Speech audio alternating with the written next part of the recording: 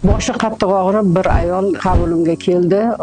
Og'riq qoldiruvchi dorilarni ko'p ichsam ham dorimni ta'siri ketgandan keyin boshim yanada qattiq og'riydi. Nima qilsam bo'ladi deb keldi. Bunda biz unga hijama yasadik. O'sha sheynyasi ham ruslarda nerv tomirlari qisilib qolganligidan, miyaga qon yaxshi yetib bormaganligidan qattiq bosh og'riqlar bo'lib turgan u ayolda. Keyin biz bu ayolga o'zini maxsus tochkalarga qo'yib turib hijama yasadik. Boshi qattiq og'rib bir ayol qabulimga keldi. Og'riq qoldiruvchi dorilarni ko'p ichsam ham dorimni ta'siri ketgandan keyin boshim yanada qattiq og'riydi. Nima qilsam bo'ladi deb keldi. Bunda biz unga hijama yasadik. O'sha sheynyasi ham ruslarda nerv tomirlari qisilib qolganligidan, miyaga qon yaxshi yetib bormaganligidan qattiq bosh og'riqlar bo'lib turgan u ayolda.